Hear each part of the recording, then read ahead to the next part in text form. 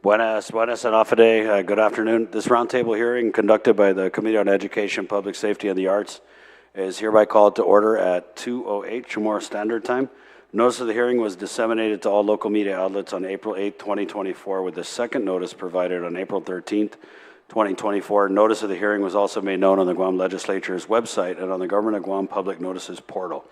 This afternoon, the committee is holding a roundtable hearing to discuss with the Department of Corrections the following items on the agenda: population issues and mitigation, contraband and mitigation, staffing, hiring, recruitment, overtime status, vendor payment status, new facility status, work, education, release programs, and recovery programs status. I'd like to welcome my colleagues joining us today. To my left, Senator Joe San Augustine, and to my right, Senator Jesse Lujan. I'd like to also welcome our community partners joining us today, to include DOC Director Fred Berdalio, Warden Alan Borja, Chief Parole Officer Mike Kanata, Major Anton Ogun, and staff that's seated in the gallery. I'd like to now go over the general rules of conduct. Individuals testifying shall first be recognized by the chair before speaking and shall state their name for record-keeping purposes. Questions and testimony shall be confined to the substance or nature of the agenda. Personal inference as to the character or motive of any senator or individual testifying is not permitted. The chair of the committee may order the removal from a hearing any member of a legislator in Guam who fails to observe proper decorum pursuant to the 37th Guam Legislature standing rules. Any violation of this general rule of conduct will result in the removal from the hearing by the host. The roundtable hearing, of course, it's been a couple months since we've had you in here, and your staff director, and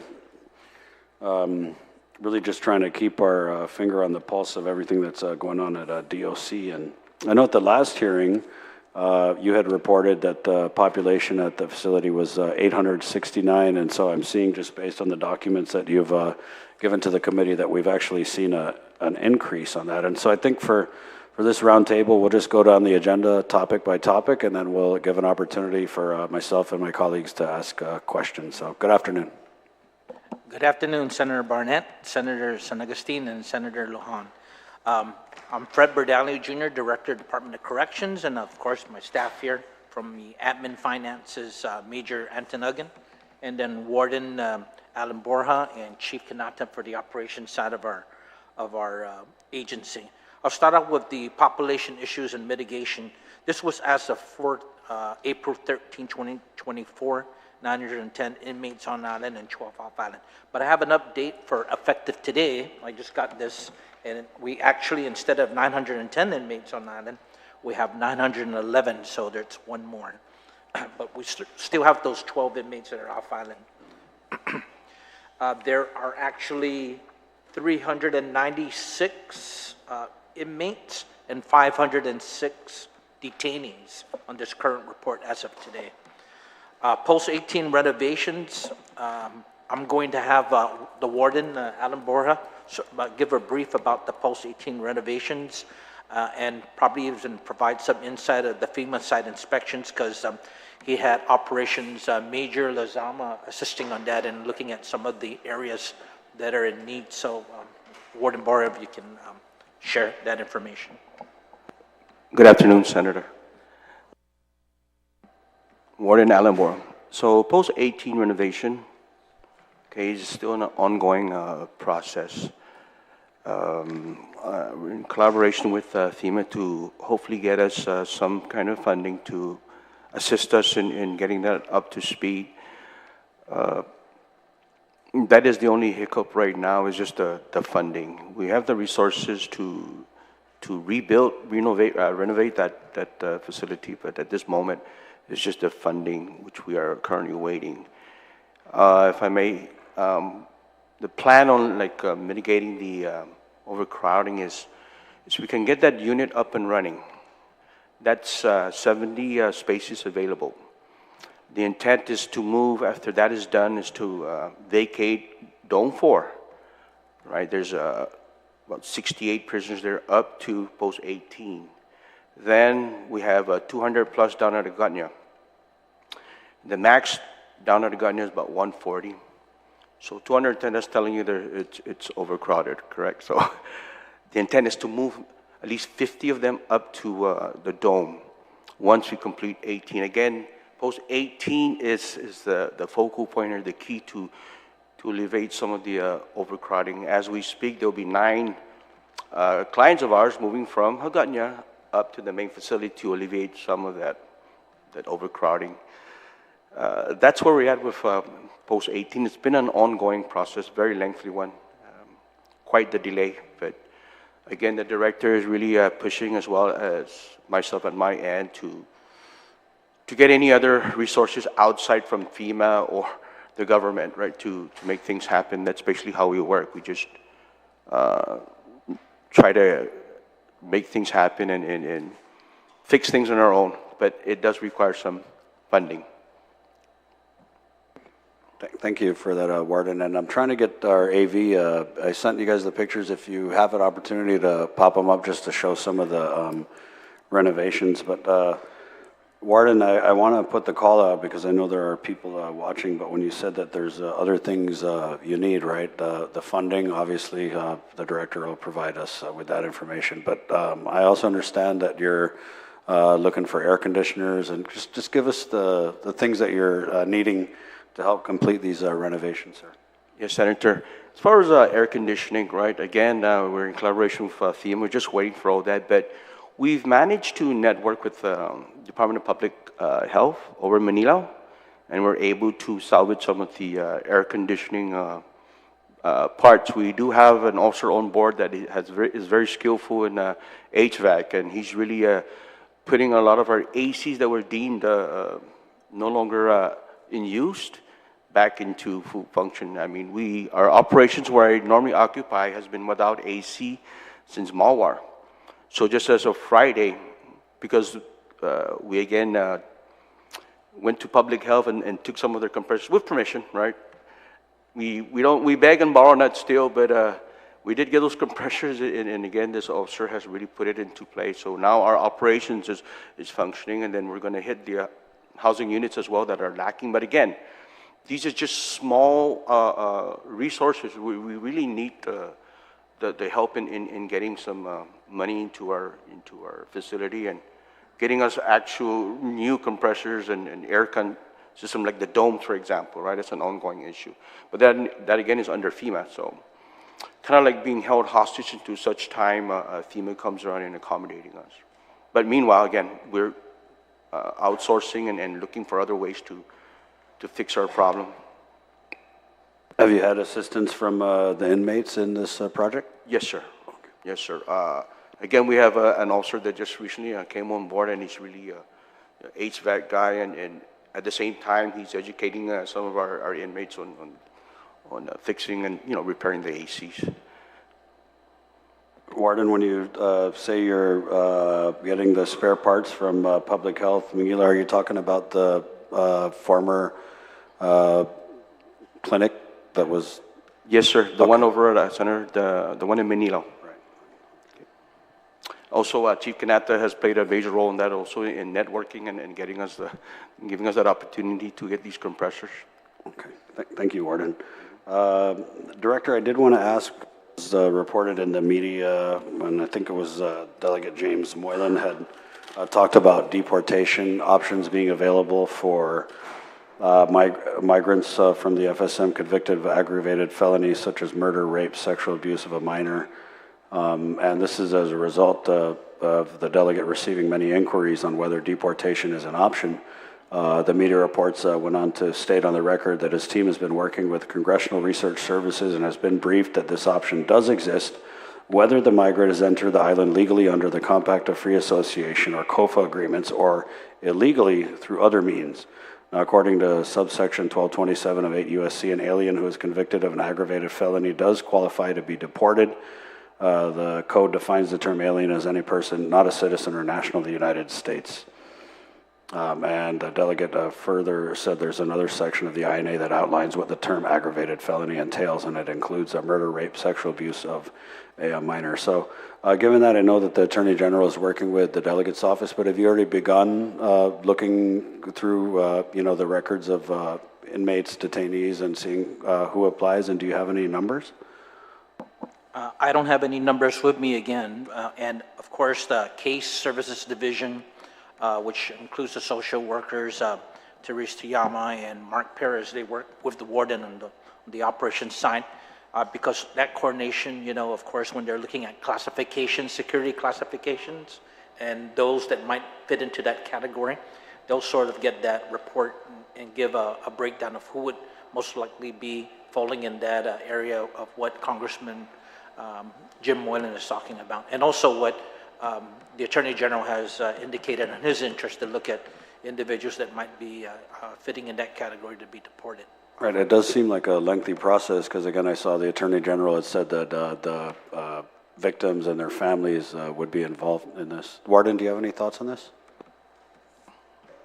Well, sir, it was done in the previous administration where we deported, these folks that are eligible. Mr. Parrish, our caseworker minister, can get that information, and as soon as I return, I'll request for that information on how many of these that meet the criteria to be deported. In your estimation, Warden, do you think it's a significant? I mean, I know we don't have the numbers right in front of us, but what's your gut feeling? Well, sir. Again, in the last administration, I mean, they deported almost what I would deem enough to house in the housing unit. I mean, we're talking like 40, 50 of them that were deported. That will make a significant dent in our population if this was put into play. Thank you for that, Warden. Well, that's something that, if the past is any indication, things have only gotten worse, right? So maybe those numbers are pretty significant and something that we can take a closer look at. Chief. Senator San Augustine, did you have any thing? Yeah, thank you, Mr. Chair. And as you're talking about, are you talking about COFA people, the folks, on that deportation?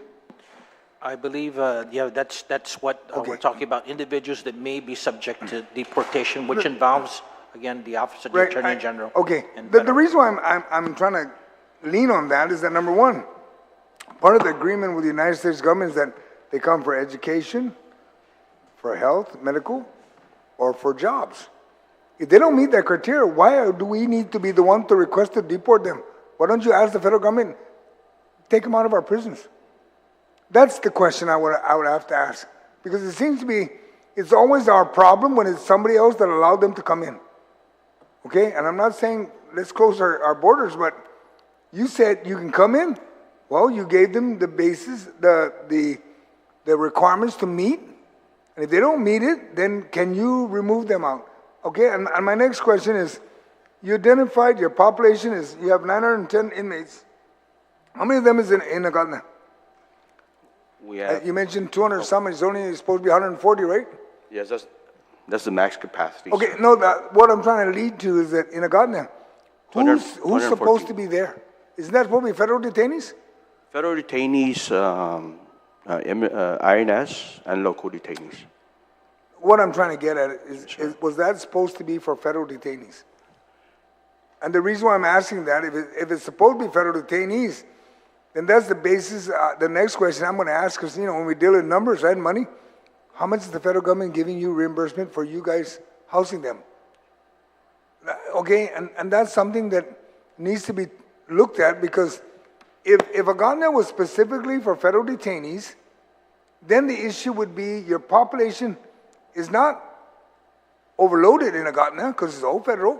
It's up in Manila. Then we can focus in Manila. And then we force the federal government to say, hey, we're at, whatever number it is, you need to start paying us for the numbers, because it's got to match.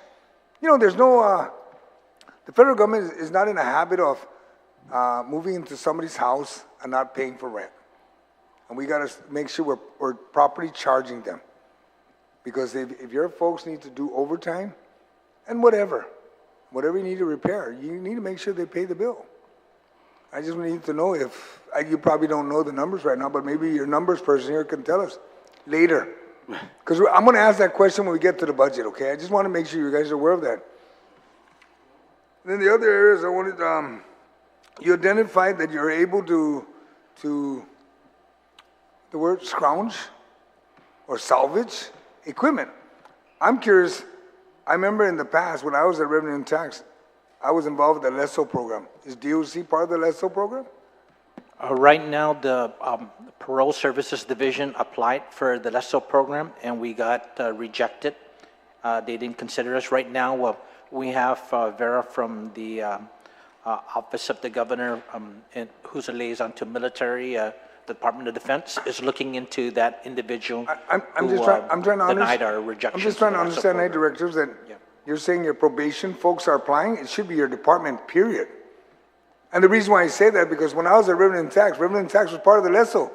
And the whole department is not truly law enforcement versus you guys is, gosh, you're almost 99% law Senator, enforcement. prior to the parole services, Right. we tried to apply, but they rejected because they listed Department of Corrections as not eligible. And so we tried with the parole Okay, services. and Division. the reason why I'm trying to lean there is that maybe you can work with the other agency that's got the LESO program. You know, the other agency that's got the LESO program, no, maybe you might want to get on the mic. Mike Kinata, Chief Parole Officer, we've been working with GPD in the past. Uh-huh. They stopped that. What do you mean they stopped We're not- it? we're They not stopped allowed- entertaining you guys? No, we're not allowed to get, it's identified in their definition of who's law enforcement and who can receive equipment from DRMO. No, what I'm trying to lean to, okay, is that LESO is a free, is free access to property that's it's deemed, it's workable, okay? They get vehicles, they get a bunch of stuff. And what I'm trying to get at is because when Senator Barnett comes to me and says, we need to find funding to find for DOC, right, for air condition, then we're going to turn to GPD and say, wait a minute, you got a LESO program, you can get air conditioning unit at LESO for free. We're going to give that money we're going to give it to DOC. So we start moving the money around because it doesn't make sense that other agencies, law enforcement, are getting funds when they can access a free program. And I'm just concerned about that. Senator, may I? Yes. Okay, so a few years ago, I tried to network, right, get us into the LESO because we were once under it before. We were removed as I was doing the research, communicating with folks of Island. Basically, they're saying we don't have arresting authority. I even provided statistics on how many arrests we made within our department. So then I tried to piggyback with Ms. Vida Longro, who's retired now, INS, because we house their folks here, right? And that's where we benefit from the LESO program. We get these surplus materials, vehicles, and construction materials that we can put it to good use, washers, dryers. Absent that, we are begging and borrowing for these certain things. And Okay. it's really daunting. And the reason why I bring it up with Yes, you sir. for the LESO is because I remember Mr. Mesa, your supply guy. Yes, sir. We were both in the military, and we were both working together when you guys were part of the LESO. And that's why I'm concerned. That's something I know Senator Barnett would be concerned is that there's a free lot of equipment. They're considered excess to the military, but there's nothing wrong with them. It's serviceable. But anyway, thank you, Mr. Chair. Thank you, Senator. I'd also like to recognize Senator Joanne Brown and Senator Roy Canata. Thank you. Senator Lujan? Yes, thank you, Mr. Chair. Mr. Director, you said that actually in the previous administration, I guess the deportation rate was between 40 and 50, basically? I think it's 40 and 50, right? Okay. To date, then, how many have been, not counting the previous administration, but with current administration, how many inmates have been deported? I don't have the actual numbers, but again, they get vetted through the INS. Sure. And if they meet the criteria, they get deported once they complete their local sentencing. Okay.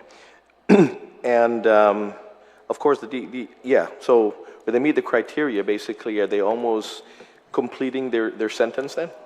Yes, sir. Once they complete their sentence already, when they're near completing their sentencing, INS gets a hold of, because they're tracking on who's in our custody.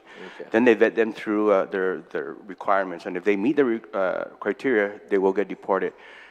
I believe within just this year alone, maybe just one or two that were deported. So far? Yes. Okay. But not like how we're discussing on Sure. Yes. This Okay. is the INS method of deportation. Sure. I understand. So based on the previous, I guess, deportation criterias, of what you have of inmates coming up, maybe coming close to completing their sentence, based on the previous criteria and stuff, how many inmates do you think at this point that are coming close to completing their sentence that may be deportable should it happen? Like, Again, Mr. Parrish, our Roughly. caseworker, he can query that, Yeah. and I'll get that numbers to you, Senator. I don't have that offhand right now. Actually, there's 3 ways you can get deported. okay, Okay, one, you come up for parole, the parole board paroles you, you become INS custody, then the process to get you out. okay, The other method, if you don't get released early, you come to your full-time release, then the process again to get you out of here. Now, earlier they're talking about previous administration and so forth. What happened there was, depending on what the request from the front office is, we work with hardcore crimes first, and how much percentage of their time they've served. Because immigration requires for people to serve their time. They won't do it Sure. unless the governor perhaps commutes. And that's what happened in the past. There's a punch order. commutations, right? To, Up there, yeah, commutation, okay, who to okay. release, they become INS custody, then they're deported. But we look at those that are already starting the process. Sure. Yeah. Okay. The other thing is, what is obviously the deportation will be for again non-U.S. citizens. So what is the makeup of the non-U.S. citizen deportation? What's that? I didn't crunch the numbers, but we can get it. Okay. Yes, we can get that number. Okay. Okay. Thank you, Mr. Thank you, Senator Lujan. Senator Brown? We're just going topic by topic down the agenda, so we're on the first one, which is the population and mitigation. You just don't want me to run all, jump all I'd one love at to one hear time you on the speak, whole list Senator. right Say there, what- Mr. say Chairman, what you on the will. population. Okay, I will go each step along the way that you want to direct the committee. I just wanted to clarify and follow up to the questions Senator Lujan had. So you had up to maybe perhaps 50 during the previous administration, and just to clarify, how many have been deported in the last 6 years? Well, going on 6 years, I guess five years and 4 months. Excuse me, say that again? How many? How many have you had in the last 5 years and 4 months of deportations? Again, absent from the previous administration, again, these guys, I would say 15 maybe in the past few years, but then again, based on what Chief Kanata just said, right, either they get paroled or they're getting close to their release, INS picks them up and interviews and see whether they meet their criteria. So I'm sorry, so basically that, I can't get those numbers, I can get you accurate numbers, but right now, off the top of my head, I would say like 5, maybe 10. Is that, so maybe the max at 10, is the process automatic that if they meet those criteria, the decision is made or is already in place automatically to deport, or do you have to get direction to do so? Yes, the INS then makes the determination whether to deport them or not, or remand them back to local, get released here on the island. So really just up to the INS, right? We, again, contain them. When they get close to being released, INS picks them up, and then they review his record and see whether he meets the requirements, and if he does, then he gets deported. That would be INS, because again, they're like non-citizen. Right, so does that automatically happen in each case of Yes. non-US citizens, be they wherever Non-US, their yes. originally yes. country of origin? So Yes, that's an Senator. automatic process? Yes, Senator, yes. So in this period of time, we've only had maybe 10 in the last 5 years? I could be wrong. I understand you're give or take. guesstimating. I hope you get the committee more Yeah. concrete numbers that we can gauge from. But I'm just curious because of the decrease. You, more than we do, see the impact of the crime on island and those that, actually get convicted and incarcerated. And some of us are very concerned as to why that we're not seeing higher numbers of deportations of anyone who comes to Guam that doesn't, meet and fulfill their responsibilities in this community to be responsible citizens. And if they violate the law, obviously, I think most of our people on Guam would say, find the exit sign and go out. So I want to know, just to clarify, because if we had a certain amount during one time and it's decreased this much, I want to know why. Why is it not? And maybe I can ask your director, what is the direction of the administration with regards to this issue? I want to point out too that remember when they started coming over the compact, a lot of these people going in there now are born here, were born here. So that's why the number. I am fully aware of that. Okay, Yes, that's what I remember. I think it's been in my lifetime I've experienced. I'm aware of that, and I appreciate you providing that clarification. I just want to know, is the process driven by the front office, or is it an automatic process that doesn't require the intervention, no matter who's in office? Because we Well, have for- heard and seen a decrease, and we just want to know, why is that the case? Based on my law enforcement experience, the INS, of course, has that authority. So, but when it comes down to, the strategy of reducing our population in prison, of course, that concern is always brought to the governor and to the legislature, and that's when I think that a lot of the talks from our lawmakers and from the governor is, are there individuals who fit that category?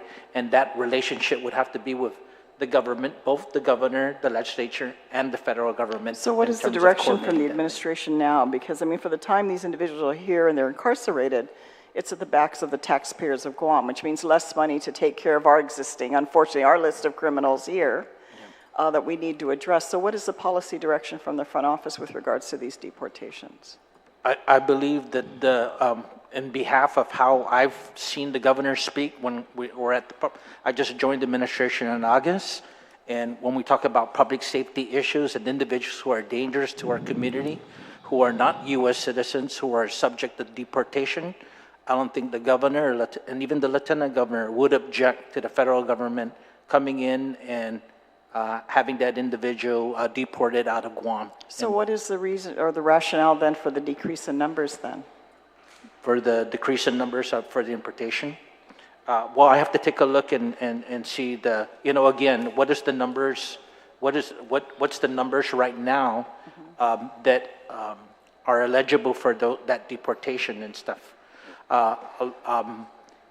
If I can, sometimes I don't want to make sure that there's no confusion between the frequency of how many have been commuted as opposed to deported, because those commutation numbers were large during the previous administration. I remember when I was chief of police, right? Well, again, I'm sure there was a policy call. We were there in yeah. our administration. There was a policy call Yeah. by the governor himself to Yeah. do that. That's right. Yeah. And I'm just inquiring, what is the policy of the current administration? Because again, even though they may say crime numbers have dropped, I don't think most people in our community feel that way. Yeah. And, the issue of safety, I think, is probably at the top of the list of most of our residents. So I think it would be helpful, Chief. I mean, these are Okay. very basic facts and numbers that you should be able to readily provide to the committee. Yes, we'll do and that. do you have a time frame that we can get that, or are you able to provide it now, or what's the case? Well, we can get with Case Services Division, which is within the Okay. warden's scope. All right, thank you. That would be helpful.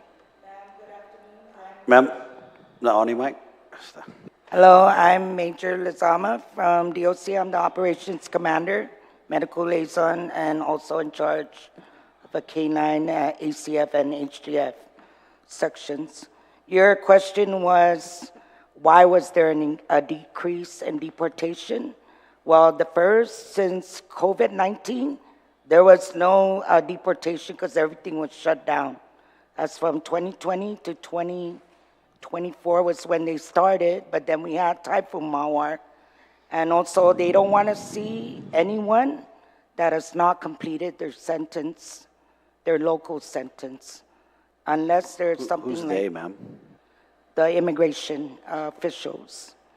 So they need to go like to a court proceeding, immigration court proceeding, and then from there, once they're released from local custody, there's an immigration detainer that holds them. Then we inform the immigration agency that so-and-so is released, and then they take them to court. And then from there, they process. They decide when he'll be deported back to their country. And so far, I'm working on that. I've been going through each head count verification list of the 900 prisoners. So far, right now, I'm at post 6, and there's quite a few that have ICE detainers.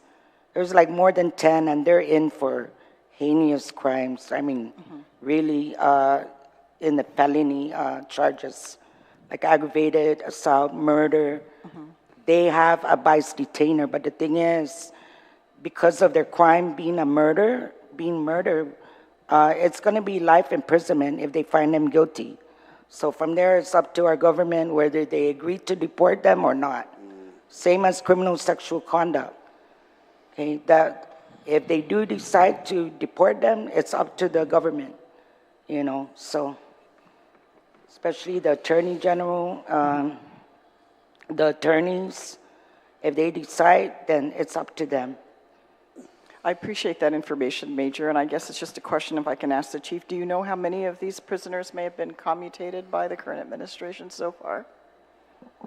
No, I have, Right, yeah. have no numbers of anyone commutated since I've been director in August.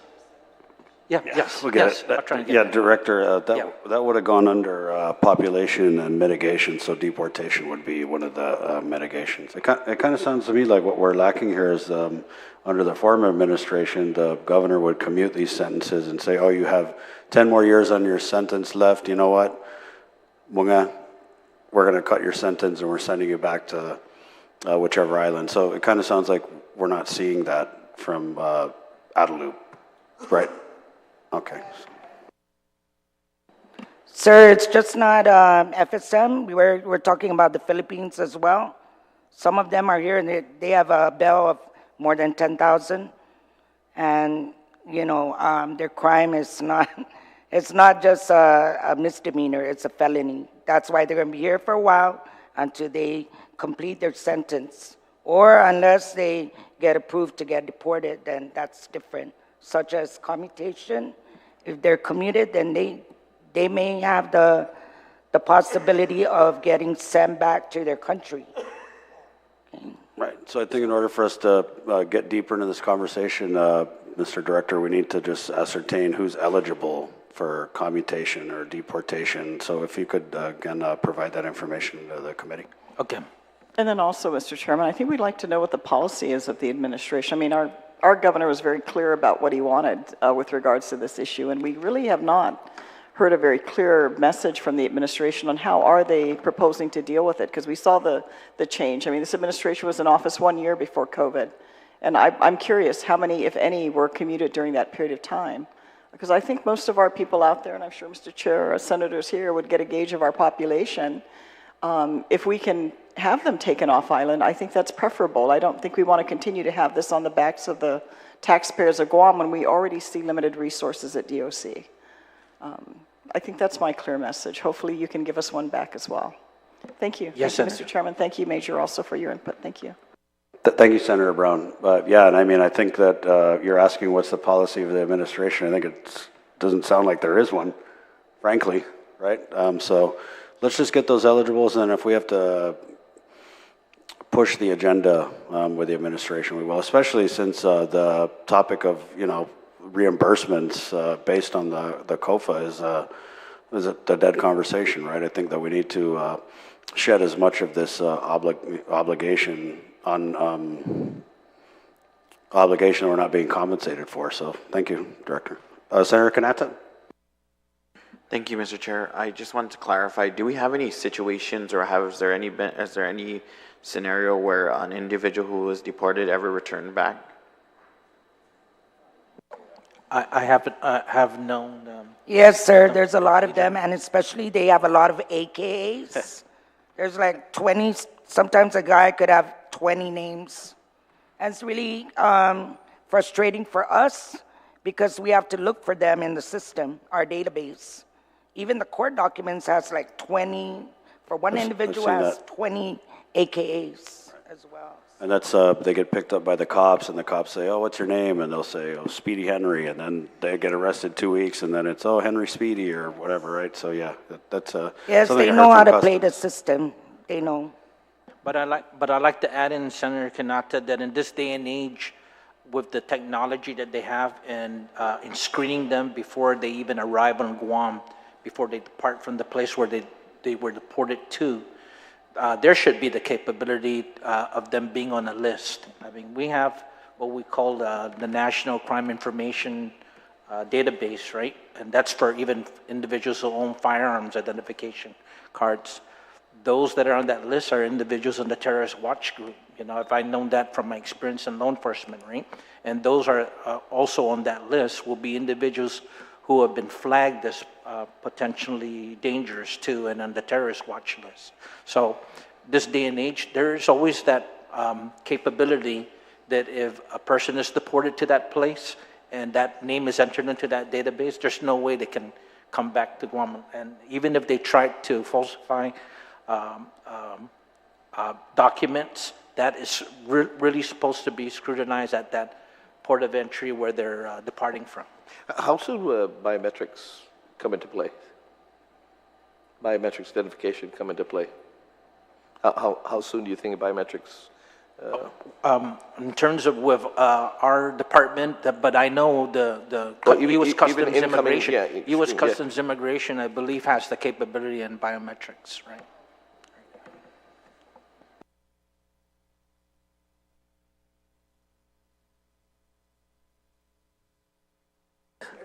No, I'm okay. That was my only question. I thought you had something else to say, but yeah, I just wanted to, you know, we want to try to find solutions to resolve the situation at hand.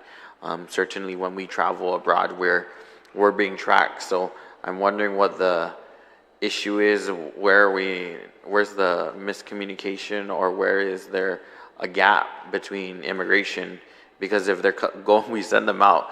We spend money to send them out, and then they come back in, we got to send them back out, right? So we don't want to be putting a black hole deficit for ourselves and playing AKA wants to go back home, and then AKA comes back and back and forth. We don't need that needless expense. There's other issues that we can spend on, and I think other ways we can resolve this, certainly. So I just wanted to thank you guys for your participation again today. Thank you. Cedros Masi, Senator Canata. Director? As we're under this population issues, the last item here is our prison rule book, because a lot of the population, when we're dealing with an overcrowded prison, one of the biggest challenges, and the warden and even Major Lazama on the operations side can attest to this, is the segregation and classification of these individuals that we have of overpopulated prison. So one of the things that we've accomplished is a prison handbook.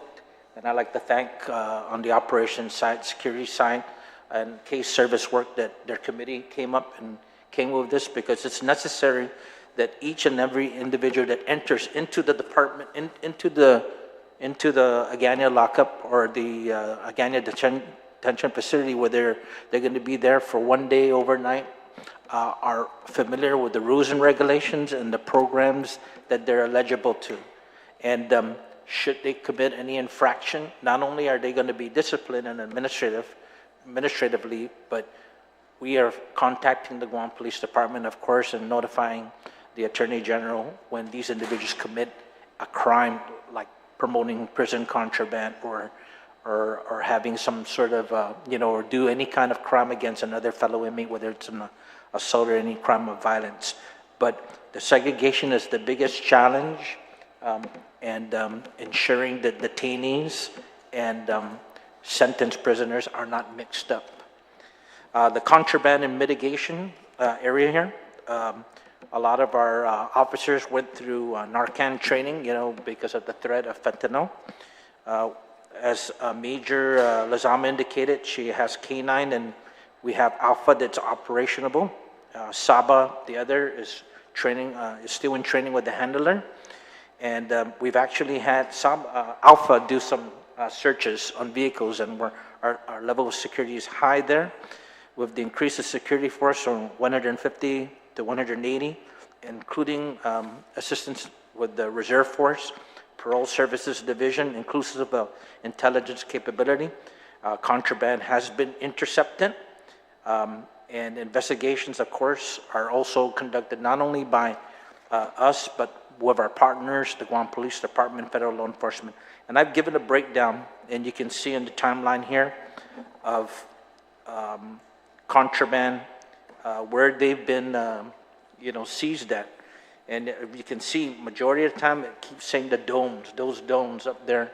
Those are the ones, those domes were built by, since we're in the topic of federal, they were built by, I believe, Major, again, right, Customs, right, Immigration.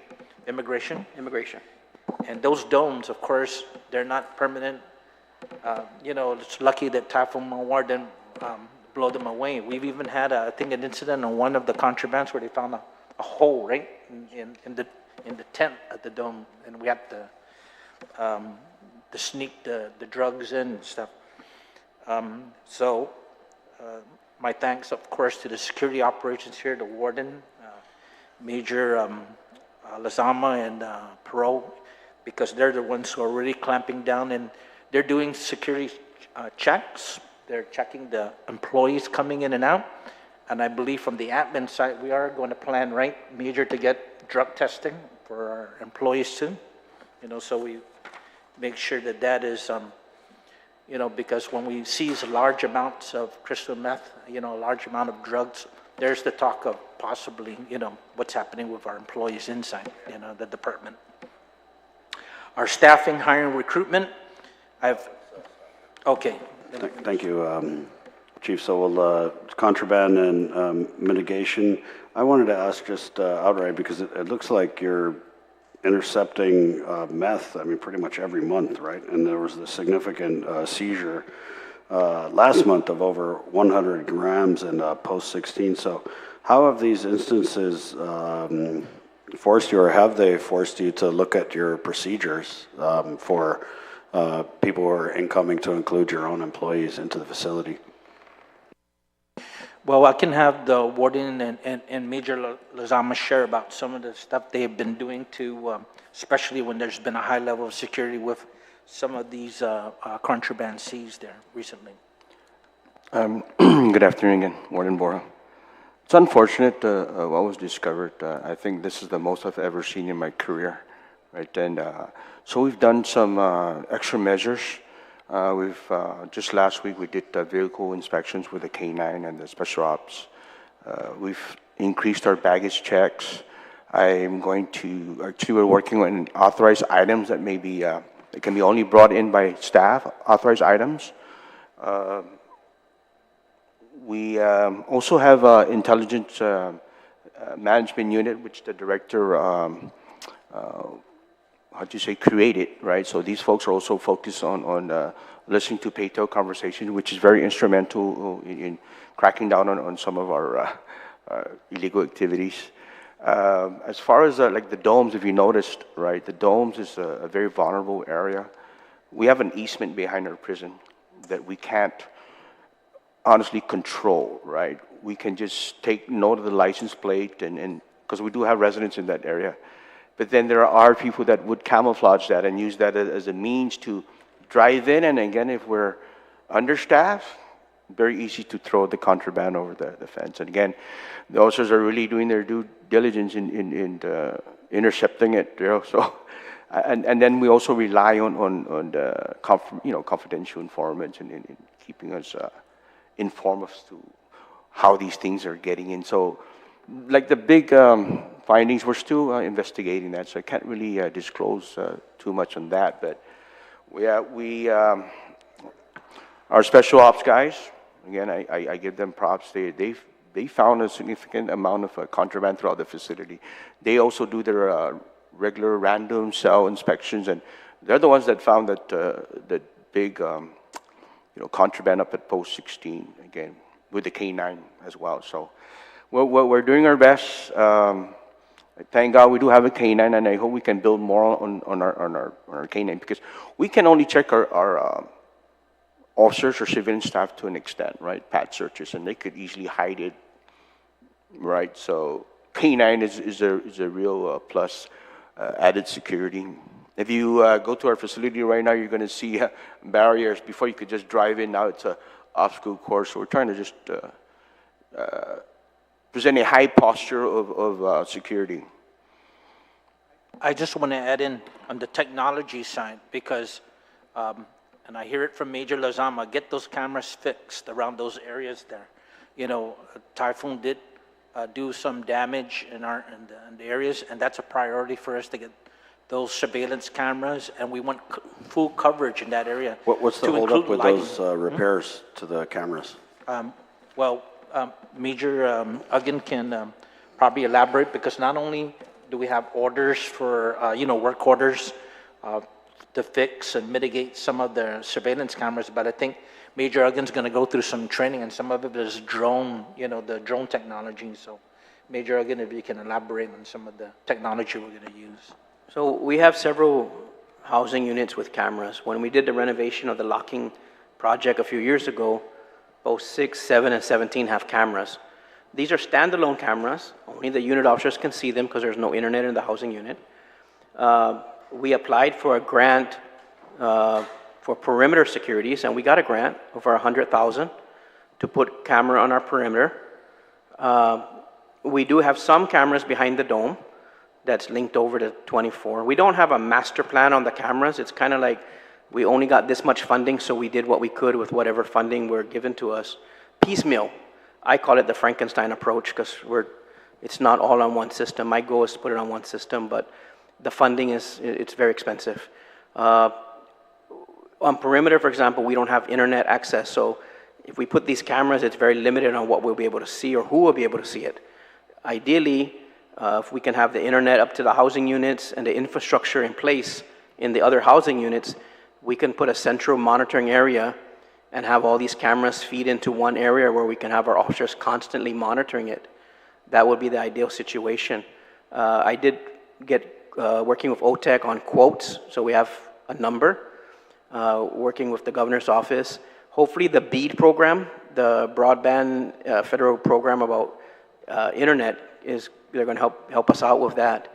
That would also help with our network infrastructure as far as our database that we're implementing. But so right now I'm just really waiting for the $100,000 from BSP, and then we'll get quotes and do all that RFP process. Both 6, 7, and 17, I got to replace their cameras. Their cameras are Hikvision and can't use federal money for that because of there's a federal requirement because they're made in, I think, China. And so they're good cameras, but because of where they're made, federal money can't be used to repair them. So we're working on, I got a quote already. It's about $8,000. I just need to identify the funding. We had the funding at one point, but it was switched over to do the K-9. So they took the funding for that one to do the K-9, which was a priority at the time. So, but hopefully next fiscal year we'll get some money to start working on the camera system.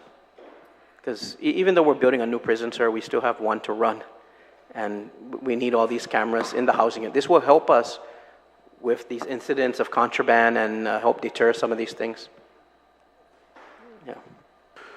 I'd like to acknowledge the presence of Senator Tello Taidagui. Thank you.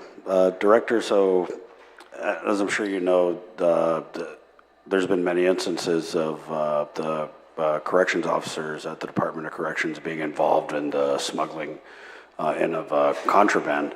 And I know that the warden had kind of mentioned employees. So that's what that kind of meant. What are we doing to really ensure that our employees and our corrections officers aren't compromising the facility with any bad behavior, right? Because this is, I mean, just last year there was another CO. I think he's currently in court. We've seen this happening over the years, and it continues to be. I believe it continues to be a problem. So what are we doing to mitigate that? Have you brought the COs together, give them a talking to, or is that what the feds are investigating? One of the things, of course, is, everyone is required in our department, in our agency, to go through ethics training, right? And it reinforces their values and what they're supposed to do. I've been in touch with Federal Bureau of Investigations, and they are interested in taking a look and assisting us, not only on that aspect of looking at the cell phones, that have been seized recently, and in the past to see whether there's any connection. But one of the subjects I did bring up, and I think it has the staff thinking, is in the federal law enforcement, on an annual basis, they polygraph, their special agents to keep them their integrity tests, right? And the FBI, was interested when I did talk to her about randomly in our own command staff and in our own security force, to randomly pick individuals to go through polygraph examinations, right? Now, as the director, I'm authorized to, I can actually order any one of the force should any information come up. But what we're talking about is just randomly getting 6 or 7 officers from the security, and you're going to report down, they don't know, straight to the polygraph examiners, and you're doing that as part of the integrity testing, right, to keep everyone above board. Our policies are clear and specific. When each and every one of them go through the corrections academy, each of these officers here have gone through corrections training. They know that the values and the ethics that they've gone through and the code of conduct that are expected. So that's reinforced from the leadership on the top as examples all the way down to each supervisor. And part of our disciplinary action now, and the colonel knows, the warden knows this, and a lot of the majors know this, is they're handling any kind of disciplinary actions that are needed, so that the supervisory subordinate relationship is positively reinforced. By the time it ever gets to my level, if it's that serious nature, we're decreasing that chance that they might, get off should something, seriously happen in the area of committing a law in terms of smuggling contraband and stuff, because we would already flag them and stuff. It kind of sounds like all these things have been in place. Is that what you're saying? The ethics training and the supervisor subordinate relationship. Yeah, to a degree, because sometimes there have been some gaps where we see, everything is sent to internal affairs, right? And to me, when you just use internal affairs as the crutch, you're not getting down at the level the supervisor subordinate relationships, right? So, I can't speak in the past of predecessors and stuff, right? But I've come from the school of, hey, if you're going to know your subordinates or have respect, then these things, that can be handled for disciplinary wise, can be handled between a supervisor, subordinate. By the time it gets to my level, it has to be that kind of like serious situation, like what we described here of getting into, committing a crime. Yeah. Or official misconduct. Yeah, and I think it also, as a government, we have to do a better job of setting an example when we have individuals who betray the badge and the trust that's been placed in them by the people of Guam. And, I can confidently say that we have not done that as a government. Mr. Chair, if I may, yes, since Senator? you're on the line of contraband, and finding these, I have a question, Chief. Hi, good afternoon. In the event you find an inmate who has contraband, it's very easy to discipline. But what happens if you don't find the contraband, but you realize that the individual is intoxicated? They're high on something, and because they have nothing on them, you can't go after them. Then I know, we had conversations about this, but what is the situation now? Is there any law that would allow you the ability to, sanction them or get them? At the most, if they can find, if the inmate is subjected or was willing to subject themselves to being tested for what they're under the influence of, at the most, it's administratively. We don't have a particular law on the books so far that I know of that shows that you can charge them for a crime. Unlike at a school, a safe, drug-free school zone, anyone under the influence of alcohol or a drug that's in a school can be charged for being under the influence. Is there a drug-free zone? Is there any jurisdictions or other states that actually have legislation in place in the event an inmate is found intoxicated, and to give you also the ability to test that individual if you feel he is intoxicated? Is there any laws right now currently on the books in other jurisdictions? There's a state, I believe Utah has, a law that if you're found under the influence of either alcohol or illegal drug in a correctional facility, and I believe even in their mental behavioral center, that they could be charged. Okay.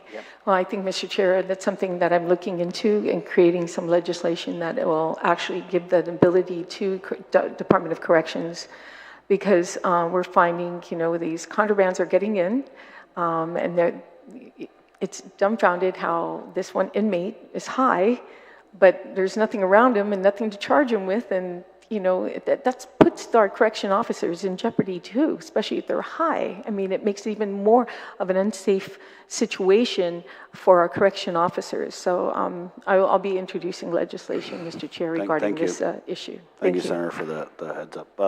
Would you like to co-sponsor that, Sure. Mr. May I Chair? speak up about? And of course, Senator Brown. Yes. Hi, ma'am. So regarding the under the influence for drugs, no, we don't have any.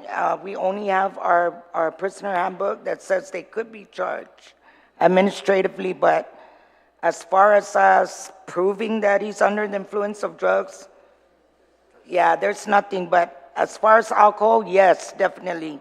We have taken down some inmates that were under the influence of alcohol to be booked and reconfined for being under the influence of alcohol. I'll look at the Utah But law. that was in the past. In the past. I'll look at the law in Utah and try to mirror after that, so it gives you more jurisdiction to do that testing. Thank you. But Major Lozama and my colleague, I think the issue here was about employees. The issue is about employees. Okay, that was the question. And I think we need to remind ourselves is that my colleague, Senator Brown, has been pushing this every budget year. How many people are you testing in your department? You're the director. You're the guy in charge. If you want it to be a alcohol-free, a drug-free zone, post it. You're in charge. And if you need it to be law, then you communicate with us. But let's not be pointing the finger that there's no law. You're in charge of the compound. You can close the gate, Warren. You know that. You can close the gate anytime you want. You can say, no, nobody's going to come in. We're going to search everybody. You don't need a law for a lot of things. You're in charge. And like I said, I mentioned Senator Brown, drug tests. You should be doing drug tests every month or every week if you need to. And if you want to identify the funding, then when we come up to the budget, say so. Because I think most of my colleagues are going to say, we're going to support it to be a drug-free zone. You want to test your people? Then say so. Tell us what it's going to cost. Let's not look for laws. Be careful what you ask for, okay? Just be careful. You're in charge. Be in charge. Because if we produce laws that tell you how to run your business, pretty soon, you're not in charge. You're just there. Exactly. And that's what I'm getting at. Now, what you do with the prisoners, that's on you guys. There's laws. I mean, you said you got a handbook. Put in your handbook. Drug-free zone. Period. Anybody caught coming in here, you're going to be charged. Okay? Make it be part of your policy, Director, because you're in charge. And I want to make sure that we stick to that. On the drug-free school, there's a law on the drug-free, on penalties of a teacher or a student being under the influence. Director, I'm not questioning that. Yeah. I'm just saying you're in charge of the Department of Correction compound. Be in charge. Control the compound. Don't let anybody come in. If they're not sentenced to be in your compound, don't let anybody come in. Anybody caught there, that's on you. I'm just trying to give you the opportunity you got the power. You're in charge. You're protected. When the issue comes up to test for drugs, do so. Now, I'm just curious, I'm looking at this contraband and mitigation. You got post 25, 29, 29A, 16. I would be happy to see maybe some kind of map so we know how many posts. I mean, are these the only posts that's got inmates? No. Okay. So that's why I'm curious. At least put forward, and I say from post 1, 0 admin building, 0. I'm being like, complete the packets. Because you're basically saying, I don't know, maybe out of the 100 packages over in post 16 actually originated from post 1? I don't know. Let's make sense of it. And when you said you have K9, then say that. Say you need K9. Tell your oversight chair, we need to find funding to have K9s. No, they said the canine bit the handler, so I wasn't even sure what the Oh, that status one's of on the canine. admin leave right now, so yes, we do need more canines. Okay. But- And again, but- just getting back, we have done a facility sweep on all the employees, urinalysis testing several months ago, but again, right, like you said, we should make it more frequent, right? Yes, because- Keep everyone on their toes. And there is a law, 3308, about major contraband and introducing that into our facility, so it's all in play. I know everything's in place, you just gotta put it in play. Yes, sir. Okay? And other than that, I'll just wait for the budget on some of these issues, but it'll be easy to work with. Thank you, Mr. Chair. Anytime you have the budget chair saying, hey, put it in there, it's take advantage of that opportunity. But Yeah, Director, but it still takes 8. Right, you're right. So Director, I just wanted to ask, so you don't think you have any, or there's nothing on the books to charge, for example, if you have an inmate who's high on crystal methamphetamine? If we do It's a a non-event. if we do a shakedown and we find an inmate and, excuse me, let's say the inmate attacked one of the corrections officers or correction officers, that inmate smells like he's alcohol, under the influence of alcohol. And we don't find the alcohol bottles. We can't get them for promotion of contraband, and we can't get them for use of alcohol, under the influence, because we have no law that restricts an inmate from being charged for using alcohol, using an alcoholic beverage inside a prison. Now, I had mentioned to Senator Tadigui, Utah actually has a state law that says in a prison, any inmate under the influence of alcohol or illegal drugs can be charged for use of that alcohol. And then they get the time added to their Yeah, sentence? they'll be time added to their sentence. Okay. Senator Brown? Thank you, Mr. Chairman. So that means even if you suspect an inmate may be on something, you can't test them? Can you test them? Yes, we can test And them. then, let's say it comes up positive for, methamphetamines, then what? What do you do then? There's no criminal charge on the books on turning up positive of crystal meth. The most we could do is what the warden would do is put him in a secure area, and then after that. So all until- these years, this, DOC's been housing inmates, there's never been a mechanism to address that? Because, for us, we sit and we wait till the next officer gets charged. I mean, it's not that many years ago that, the most visible faces of DOC were indicted for being involved, and the number of, you had to raise your eyebrow and go, what the heck is going on over there? So all these years, there's been no mechanism to address. I mean, how did that contraband get into that inmate who's supposedly housed in what should be a secured facility? It's only coming up now? Well, Senator, again, as I'm looking and looking at who's the been out different to lunch? jurisdictions, we've been sharing this conversation, among the staff, saying, what can we do to make our I know, but knowing that facilities contraband safer, has right? been such a problem, because we attended the graduation ceremony, and I have to tell you, we see such promise, and if each officer swears, sworn on what their duties are going to be and what they're going to uphold. And I'm thinking, how do we go from that to a officer that's smuggling contraband into the prison and facilitating the very problem, that our community does not want to see and wants to be protected from? May I say something? Sure, sir. You want to hear the brutal truth, okay, is they go through all the training, ethics training, but once they go into the housing unit, and again, I go back to the manning requirements, right? If there's only one officer, like at the Dome, for instance, post 16, only one officer, he's going to succumb. He's going to compromise his position in order to survive. That's the brutal truth. Some people can rise to the occasion. Some are just not built. So what is your leadership doing to address that? I'm Well, sorry. again, and that's where we go. I don't understand. I mean, I can appreciate the challenges, but at the same time, I mean, what are you doing to address that? Because that is such a repetitive problem. I mean, we've had concerns about prisoners being able to walk in and out of DOC that shouldn't be out on the streets.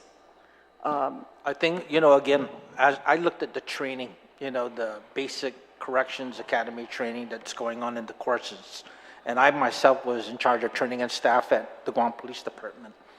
And when I went to my corrections training when I was in the military, we were always told, that it's going to be a mind game between us, and that prisoner has all day to think how they can try and compromise, right?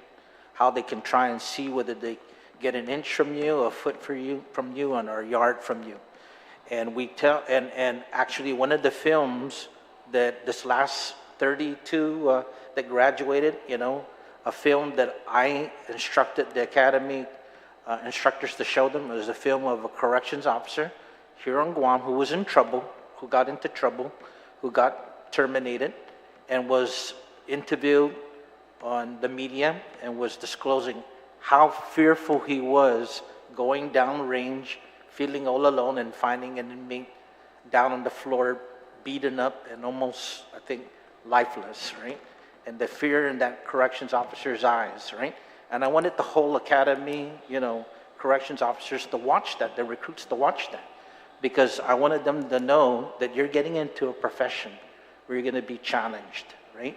And think about that film on graduation, just forget about all the other things about how they were officer survival and all the marching and all that stuff. Just think about that first film you saw in the academy, because that's going to be the test that you're going to want to share each and every single day. Thank yourself that you're getting out safe. You know, the road is named after Mashburn, right? But thank yourself, and always buddy up. You know, always have a person you can always be with, your supervisor, your commander when. But Director, is that the reality? I mean, how are you in your position knowing that this is, you know, the landscape hasn't changed. It hasn't changed. The challenges that exist have not changed. What are you doing differently to ensure that your personnel actually have that assistance, that they do have someone, that you rotate them on a regular basis so no officer gets too settled in, and the prisoners get too familiar with that particular officer? Because this is a forever problem. This isn't just an occasional, you know, oh, we heard about it 20 years ago. This has happened within recent times, and knowing that these circumstances exist is what is being done differently to address that, so that officer doesn't feel lonely. And we know, hell, I went to public school. I know prisoners that are in that facility, and I know guards that are in that facility. We all sat in the same classroom together. How and why it ended up that way? But in your position, what are you doing to address that so it's not an unsafe situation for your officers to do what they need to do? Because it's very hard to assert authority if you don't feel you have it. I think the warden and the security side of the house are seeing a real big change in the number of trainings that they're all being given. And I'd like to thank also Peace Officer Standards and Training, John Lazama. Police Officer 1 gives courses. They talk about ethics. They talk about complacency in the jail. I even took the course because when I opened my computer, I found out I had an assignment that he sent me an assignment because he has administrative stuff over the Police Officer 1. We are doing things different in the Department of Corrections to ensuring that they're constantly getting opportunities for training. One program I think that we did, and the warden knows this, is we have an officer pulled out of operations and assigned to training and staff for the next 5 months, and they can either go to school, take a class at GCC or UOG, or be involved in the training, right? That officer now wants to stay at training and staff, but it's going to be the next platoon, their turn, and we're rotating that around. That's a program that we're doing. I think that that's providing a positive effect, because those are the intervention strategies, Senator, that we're doing to ensure that everyone in the security platoon are going to know that every now and then they got a chance for training and to be tested on the challenges that they have. And I have not said no to anyone who wants to put in for annual leave and take a break and be with their families and go off island. The security, I'm constantly being sent to me, especially the ones who have been doing these 12-hour shifts. I've been signing off, take that time, go and be with your family, you know, because they need to decompress with the kind of work that they're doing. I have one other question on this, Mr. Chairman, with regards to contraband. You mentioned that you're working on getting or repairing or replacing cameras. You don't have enough funding to do the whole compound, but I assume you're addressing the most vulnerable areas. As you know, it was mentioned that I'm familiar of the road you're talking about behind the compound. What is being done? Are you in the process of procuring? God help us, procurement is always the begin and end all of everything. Or where are we with regards to getting those things in place? Because I always get the impression lately that we're in the process of learning how to operate a department versus actually operating and prioritizing the most critical operations. I'm lost really listening sometimes to directors because we're learning 101 to figure out how to run an operation, and yet we're in charge. So you've run a few operations. How far along are we in ensuring that these things are in place? Because you don't physically have enough officers. And every time I drive by, I look at the towers, they're empty. They're nice, they're there, but nobody's manning it. And the time I've seen an officer there, he's doing this number. So, So explain that so that we have some sense of comfort in those critical areas there at DOC that you don't have enough personnel. Hopefully the technology can help you, but is it in place, or how soon will it be in place? Or replaced, or whatever the case may be? Well, we've made it a priority, and Major Anton, you can probably share some of because he has the procurement and been working through the system that there's a new system Department of Administration has, and then GSA and all that. So with regards to the camera, Senator, in 2022, we applied for a grant, right, through BSP. We only found out earlier this year that we were awarded $100,000. That money is still in the federal government process of being cleared. So it's not given to us yet.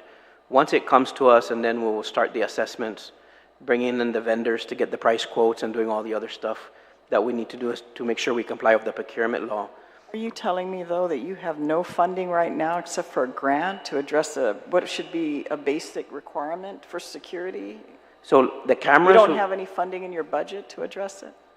Most of our budget, Senator, is going to the overtime and to the medical and to the maintenance. We have blank purchase orders right now that are going through the GSA process to get approved, so we can buy all the materials that we need to fix these maintenance things. It's every day it's a constant challenge with the plumbing and the electrical and stuff. So I did last fiscal year. I did identify some money for it.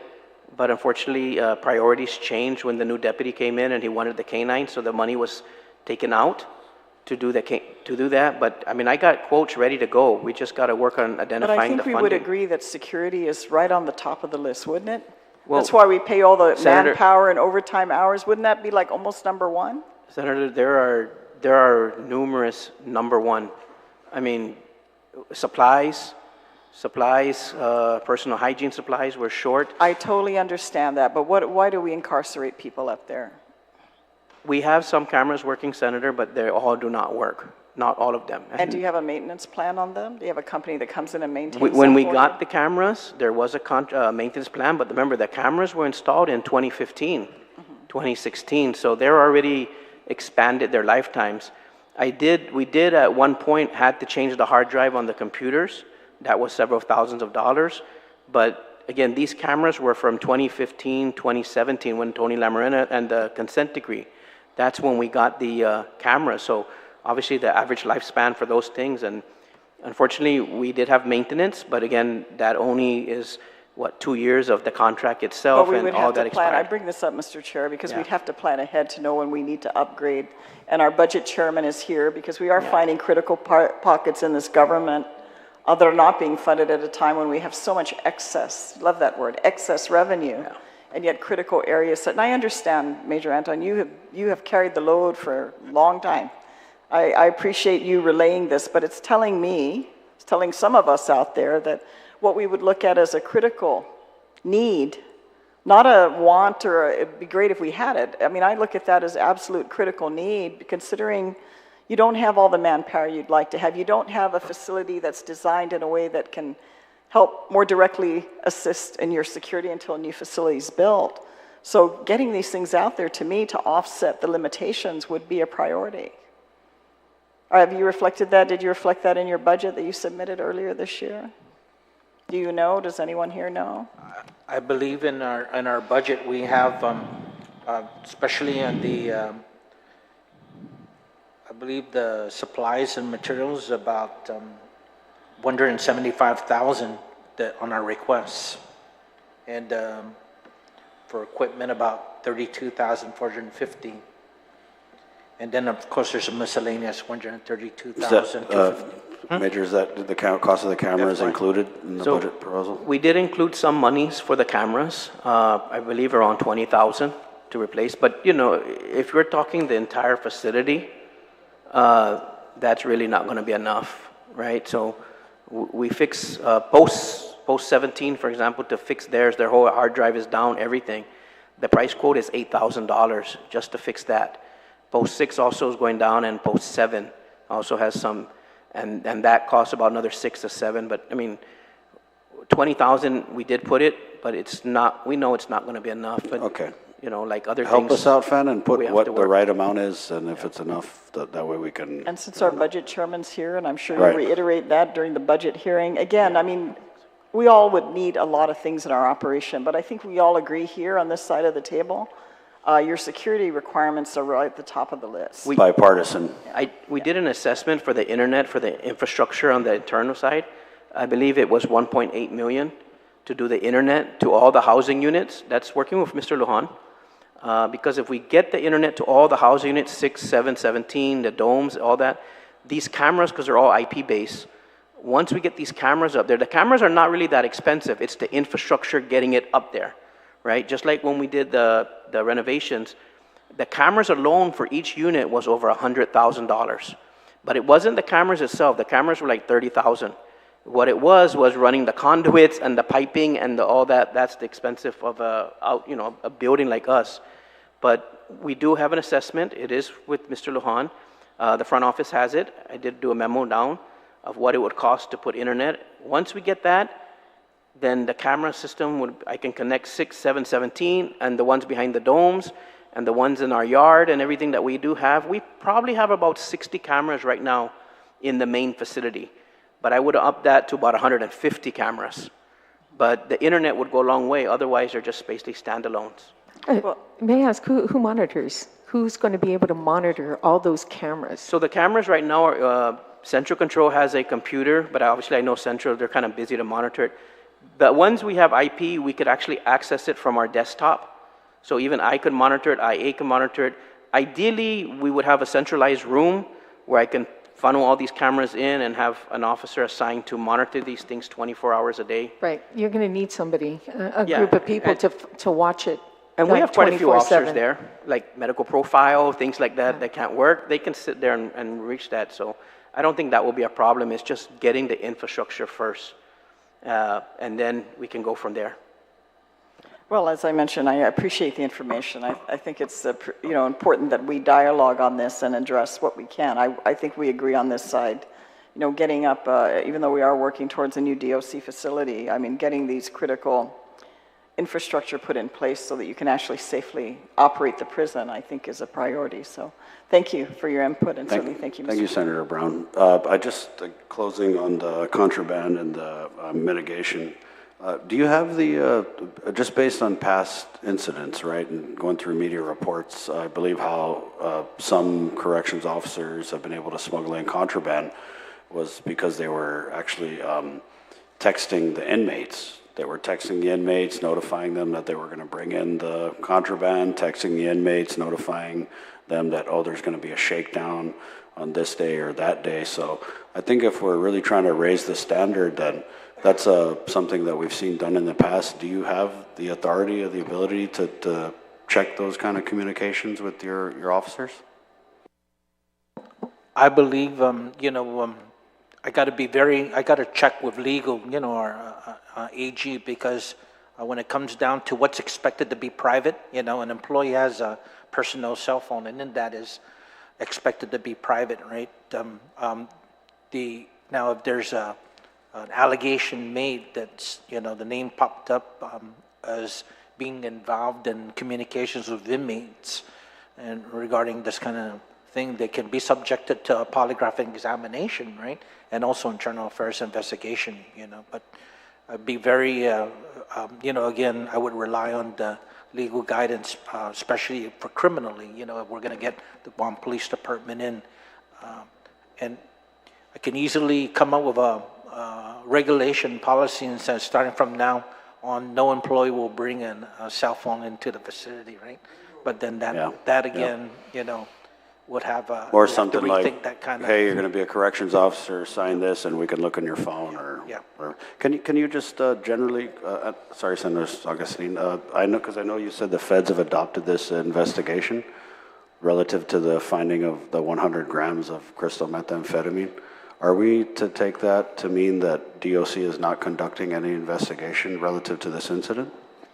Right now, yes, in terms of the criminal portion of that investigation, the feds have, I've been informed by the Office Attorney General, they've adopted that case with that large, the over 100 grams. They're looking at that. So the Department of Corrections right now is not Undergoing any effort to look into the involvement To look into of- that involvement of 100 grams criminally, for the criminal investigations. Thank you. Senator San Augustine? Yeah, we'll just power through the rest. I was gonna comment only when you mentioned about the cell phone. You know, and I whispered to the Major Lozama, walk in, turn in your cell phone, then figure out an estimate what it will cost. How many guards do you have on duty on any given shift? Okay, so 20, 30? no, each shift up there at the main facility, Alpha Bravo, there's 47 assigned officers. But when you take into account annual leave, sick leave, military deployments, it boils down to about 20 to 25. What I'm trying to lead to is that if you turn in their cell phone when they walk in, right? They get issued a walkie-talkie, they move around the compound, you can communicate with them. They don't need to worry about their family because then they'll call the central office and then they're contacted. Go to the nearest post, contact your wife, there's an emergency. That's how you work that. And you come up with a cost and it can be cheap because it's multiple walkie-talkies. And it'd be easier for everybody to contact everybody. Hey, you need to respond. Everybody merge to one area. Whatever you need to do. That's the only reason I was asking. But otherwise, continue on, Mr. Chair. Thank you, Senator San Augustine. Just real quick, Warden, on the post-18 AC, did you say you need individual split units, or are you looking at the 3-ton, 5-ton type? Senator, we're looking at split units. Okay. Because they're broken down into cubicles. Okay. Yeah, because I was just seeing here that we have an IDIQ, but I think that's for the larger units, so I'll look into it. So have you put that out for procurement, or are we just trying to shake the tree to see who can definitely donate? Both? Shake both, sir. I Okay. mean, we're more than willing to accept any kind of donation. Whoever's watching out there, make sure it goes through the proper channels through my director. Right on. Okay. Director, if you could just please proceed with the rest of the agenda, and then we'll just ask the questions at the end. Okay, the staffing, hiring, recruitment for reemployment. Roughly since I've come on board and since August, I believe I just reemployed about 3 individuals back into the security force. And recruit cycle we have right now, there's a continuous announcement, but we just got notified, I believe Major Anton knows, right? Valerie said about 20, right? They're testing, right, for 20 positions? We have 20 GG1s, and DOA, I believe, just last week or this week are wrapping up testing for those positions. And then, of course, our Corrections Reserve Program, we still look for individuals interested in applying for our Corrections Reserves. They're really augmenting and helping out. You know, they always have to be teamed up with a full-time officer, but they've been helping out with How many you security got? operations. How many reserves? We have a total of 7. Oh, because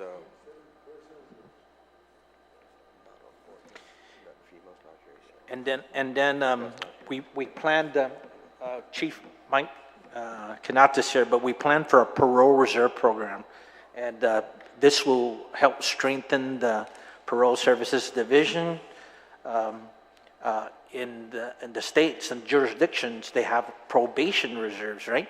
And the qualifications similar to parole, you would have to have 2 years of college with an intended goal to complete 4 years for that program.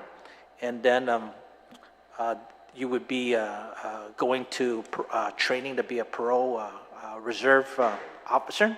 Once in, then they can help augment and help with the parole enforcement of over 180, probably 200 parolees that are out there that are on our island, and help with the program that parolee is supposed to be engaged in, getting back into employment, re-entering back to society. So I think that's really going to be beneficial. But of course, there's no legislation for a parole reserve program yet. But we discussed it with the Peace Officer Standards and Training, John Lazama, and it's for the lawmakers here to be aware of. Our overtime pay is current, according to Clarice, our Administrative Service Officer. Vendor payments, just the biggest cost that we always incur. Sorry, Director. Overtime pay is current, but we are racking up significant amounts of overtime, right? I know that we were always budgeted about, in 2024, 995,954 in overtime in FY 2024. This budget we're requesting for 1,121,083. But when I last checked, which was last week with Clarice, she said we're all on time and current with everyone getting their overtime that they've incurred. Major, you got the same thing from Clarice on the overtime situation? We're up to date on the payments, but yes, we are accumulating a lot of overtime, possibly more than what we're budgeted before the end of the fiscal year. Because right now we're spending about $180,000 every 2 weeks for overtime, and that's including the benefits and the other things that go with it. But we did submit a report down to the legislature, I believe, on the overtime requirement we're supposed to submit. So it's about $180,000. So if you add that up times the remaining, that's going to be a lot. And a lot of the overtime is, again, shortage, our increased numbers. We've had quite a few in the last months, last year, a lot of GMH, where we sometimes will have 3 to 4 people at GMH that require 1 officer each. And so, it becomes a lot to manage as far as the personnel goes. But yes, overtime is a big part of our operation. All right. Thank you, Director. GMH. Major, can you comment on the vendor payments? Because that's our biggest cost right now. Yeah, the medical is ridiculous. Like I said, we had just, half a dozen inmates in the last 6 months be at the hospital, and we're getting $300,000, $400,000 bills coming in. We still have a dialysis bill that we still owe from prior years, over $1 million in dialysis for 1 inmate. We have another one that's just going to dialysis now, 3 times a week. And these bills are unpredictable. We do pay some of it that comes in. Our ASO works with BBMR and the financial people to pay for some of them, but we are tracking a lot of the GMH, right? Because again, we can't account for it. I mean, inmate came in not too long ago and was only with us for less than 12 hours and went to GMH for 4 months and then passed away at GMH, right, because of his medical conditions. And so that bill, actually, it's on its way, and it's probably going to be in the $500,000 mark. So these are our expenses that we cannot really budget for, but it affects us because we have to try to pay for it, especially when the vendors are calling for the dialysis and the lab work and all these other things that we, on top of what we pay GMH just for their regular services, we got to pay for lab work, all the outside vendors, dentists, and these things. So that's next to personnel, I think medical will be our second biggest expenditures in running a correctional facility. So, but we still carry on, and these are constitutionally mandated that we're required to provide these services. So, we do what we can, and we try to pay what we can, and, we'll work with the administration on the remaining. Okay, nothing's new. This has always been like this, right? So it's not new. Okay, thank you, Major. Senator San Augustine? On your staffing, hiring, and recruitment, Director, we talked earlier offline. Remember we talked about when people get hired, you spend a lot of money to get them through the process, through the training. Is there anything to make sure they don't run away after they get trained and then they take off to another agency where you can? Yes, I shared with the staff a reimbursement form that we'll be using, especially with this cycle that we're recruiting. The reimbursement form, they'll be notified that should they exit out after they graduate. It depends, like if it's soon, right, or a couple of days or a week after they graduate, they have to pay 100% of that back, reimbursed back to us. So you're right? setting up the formula, right? Yeah, we're so setting that up you a know the formula number. so that the longer that they're in, the less they will have to pay back. Okay, because and of that's what I'm, partnerships. you know, it's good so the people of Guam can hear that, is that if you get employed at DOC, and I'm hoping that's gonna pass on to all the other law enforcement, when you get hired and you go through the training, you can't just get up and run away. Like, I think GPD has that problem, and so does Customs, and you're probably facing the same thing. So there's gotta be a mechanism that when they go through all the training, they can't just get up and leave a week or a year later. No, it's gotta be a little bit longer. You gotta get your money's worth for what you guys are spending to get these people, you know, trained and even better qualified for the other employment thereafter. Okay, and that's all I wanted to hit on those 3 areas. Thank you, Senator. Director, go ahead. Okay, in the new facility status, 2 bids are been received. Major Anton talked to DPW, and I believe they're with the Office of the Attorney Generals. And I talked to our representative, Attorney Grantham, and he said he's checking up on it, on the bids with the Attorney Generals. Funding for proposed construction again. Last time I was here, I did testify it would cost up to $160 million for the new corrections facility. And in the meantime, we've had visits from the military, U.S. Marshals Services, federal court officials at the Hagana Detention Facility and in Mingilao. And Major Lazama recently just took them through the detention facility, and Major gave me an intensive report about some of the things that they had noticed and some of these discrepancies. Lack of supply, hygiene, clothing, toiletries, AC unit in the day room was inoperable, cell lights inoperable. So I took note of that. But lot of these things, especially when it comes down to the what we need in a new facility, is the modernization of these facilities. That detention facility in Agana is prefabricated, and by current law, the Agana Restoration, that area is supposed to be where the Manette F. Guerrero, administration building. So even parole officer, Chief Parole, Mike knows that we're planning what we need for Parole Services Division. But I've been having ongoing communications with the Federal Bureau of Prison because they know about our situation. There might be some talk about them looking at what they can do to engage in the new construction of our facility as we fulfill the requirements of the Modernization Act 2021. Can I just ask though, Yeah. the number of federal detainees that we have? I know Senator San Augustine had mentioned it earlier, but is it 20? Major?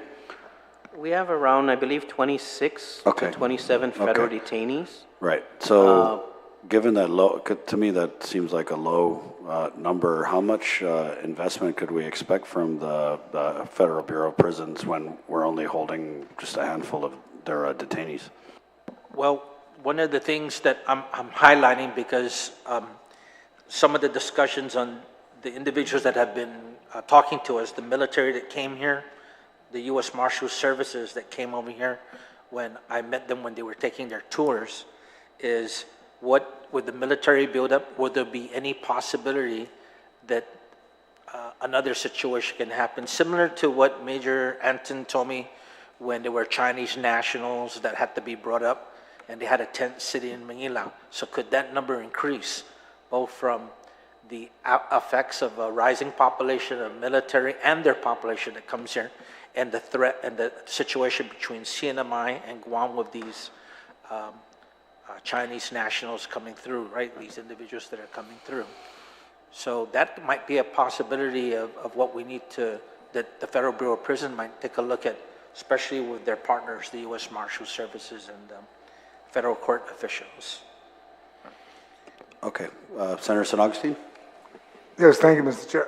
I'm just curious, Director, because we had the hearing already on the bill to change the bond from DOC's 5 million to 15. And initially, when that first started, Anton remembers that when we were dealing with that, we were looking at for 5 million you can borrow up to 70. when you change the numbers, it could probably fund the whole prison.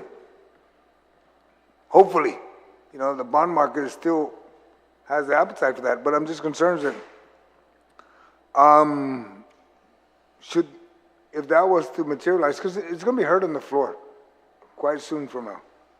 I just want to make sure that we still got your support for this, because The 5 million to 15 million in Bill 23437, yes, Senator San Agustin, we appreciate, your proposal to give that increase, because it really hits at the issue of, and resurrects some of the information that the community knows of the need for a brand new prison. The 2021 Modernization Act had a different appropriations, and when I was checking with Major Argan, is the money in the bank, where, we need to make sure there will be that financial resources for us. We need the financial resources for us to leverage, so that when we're doing this, reach out to do the architecture design, which these bidders are going to be. I mean, there's going to be people that need to get paid. They're going to be individuals. No, because you remember that when you say it's the money in the bank, you go to GITA and then they go out to the bond market. Yeah. Once they get to the bond market, then the money's in the bank. Once it's approved, the money's in the bank. It's just a matter of timing is the key, Director, is that you have to just move on it. Because for every day delayed, it costs more. Construction just keeps going up. And the sooner you get on track on that, I'm almost sure the federal government is going to start saying, hey, let's help them. Let's help them where we can. And I know you've been communicating with the other folks, and if they can help out, you may not need 160 from us, from the government of Guam. You might need less. And at least everything will be successful. Okay? Thank you. Thank you, Senator San Agustin. Thank you, Senator San Agustin. Senator Brown? Senator Taitigui? Director, please proceed. For the Work Education Release Program, the Work Credit Program, it's ongoing. Thank you, Warden, and our security people there. He's the main point contact whenever they need to get some kind of DPW, or they did a real good job in the, those areas where the litter was, those illegal dump sites and stuff. And I've also been in communications with Vera Institute, and we have another Zoom meeting, I believe, and we're going to coordinate for a prison education program. And it looks at, again, with case services, inmates that might be qualified to go back to school, take their classes, and it'll be the Pell Grant. And they also told me in the Vera Institute that applies for Department of Corrections employees. They might be able to be eligible for a Pell Grant for college. I know the warden always hypes that he has HSD next to his initials. I go, what does that stand for? High school diploma? It's still good. It's still good. So he supports our corrections officers doing what they can do to get back to school, take some classes, right, if they need to. And then the evaluation of parole services division with case services, they'll be involved, because Chief Mike always wants to see the success, I believe, of individuals granted on parole. He wants to reduce that recidivism rate, right? And the best way to do that with parolees is, if they're unemployed, let's get them a job. Or if they're lacking an education, they want to go back to school or vocation, he wants those parolees to get back into, be engaged and capture back the skill set by investing in themselves. And we can find a way to help them out. That's what parole services divisions are doing. And the recovery program status, RSAT, which is the Residential Substance Abuse Treatment Program. And of course, the Lighthouse, they give us support, nonprofit organization, Lighthouse. And sometimes it's by court order. So I find myself sometimes in front of the court if no one got transported to the Lighthouse. But we will comply 100% that if anyone needs to get their drug treatment, the inmates, that's really been going fine. I've actually attended their graduation a week ago, and I told them, all these contrabands we intercepted is your life saved, because that method won't happen to get into your hands. And a lot of them appreciate it. And the staff of the Lighthouse, I'd like to thank again security operations, because they work hand in hand with the RSET program, making sure that there's staffing there. Are we at capacity with the RSAT program? The which one? Are we at capacity? I know in the past they've said that they've had space for 17 individuals. So have we grown that, or is that where we're still at? Well, I need to take a look, but I know in this class, I must have seen about maybe 11 or 12 of them in the class, about 11 of them in the class. But what I'm also looking at too and exploring, because the question I had is, I found out there was a woman detainee, a woman, in the female post 8, and she's about to finish her sentence in about a year. But of course, we're not going to mix female inmates with male inmates, right, that are part of the RSET. But I want to work with RSET to see, could they just have a special time for women who are in that same situation, to get an opportunity to go through the program that RSET goes through. Oh, what's the name of the program? So, for example, when you complete the sentence, are there any programs for rehabilitation, drug addiction that continue beyond the sentence? Oh, the only thing is the again, behavioral health and wellness, right? They'll sometimes offer advice to the I'm individuals. asking because the Valentine's Day shooter, I know that he had a lengthy record, and then upon his release, I believe he was mandated to attend some kind of a substance abuse treatment program, and I'm just following up on, because I don't think he did, what that process is, and if that program is a DOC program. Well, it's linked because I think the individual was had parole conditions, and part of those parole conditions mandated that they were supposed to attend a drug treatment program. Chief Mike, if you want to comment on that, on parolees when they get their conditions on substance abuse. Okay, the RSET program, the design is 6 months in-house, and it's 6 months when you're released. Yeah, so they call that the ROSH program with the behavioral health. So what happens on the 6 months outside? That's the jurisdiction of JBWIC then, is what you're saying? Yeah, they run the program. We monitor for compliance. And so then what happens if somebody doesn't comply with the program? They're on parole, so we'll bring them before the board. Okay. Or we continue treatment, maybe not the same program, but another. Major? Yes, sir. Could I just add on, some of those who are getting released from our prisons have no homes to go to, so we are actively looking for homeless shelters, which has not been advertised of what is available and for whom. So some of these repeated offenders said that life outside is hard, so they rather commit an offense and come back to jail because they have 3 free meals and a place to stay. Compared to living out in the community and no family support, they would rather come back to jail. Some are aware that the only way to get free medical is to come back to jail so that the department could pay for their medical or dental bills. So far, based on research, there are 2 homeless shelters that are willing to accept homeless and do not discriminate. However, they must follow the rules, meaning even if they have a criminal background, they're willing to accept them. They will be given 3 free meals a day, and they will help to assist the individual or family to get back on their feet, such as find a job and a place. Homeless shelters, Guam, San Jose, and Liheng, Sinafu, these are the 2 that I found so far. There are other homeless shelters that I still have to look at. What are their requirements? So far, those are the 2 I found online. And they even have this Guam Homeless Coalition.org. So, according to the shelters, these families, some of them would rather stay on the streets because, they're free. But with the homeless shelter, they don't like it because there's rules. But where else can you get a home or a shelter with 3 free meals? And that was their complaint, according to these prisoners that are repeated offenders. That's why they're coming back, because life is set in jail, meaning 3 free meals. Where can you get that? No one's gonna, you're not gonna cook because someone's cooking it for you, and it's free.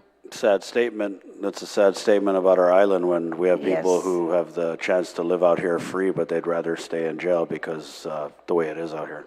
Yes, but we're trying to change their mindset and see that there's other alternatives, such as homeless shelters, that are willing to help them get back on their feet, like help them get a job or a place to stay. That's what they're telling me. I was really surprised.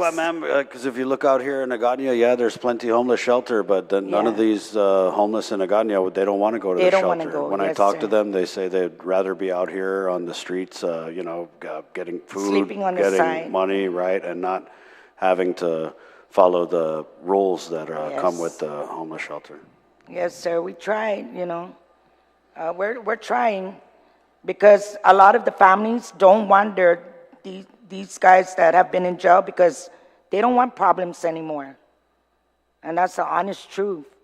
So that's what they're telling us, why they're coming back, and that's all. Thank you, Major, for speaking the honest truth. Yes. Just Masi. Senator San Augustine? I just got a question for the department.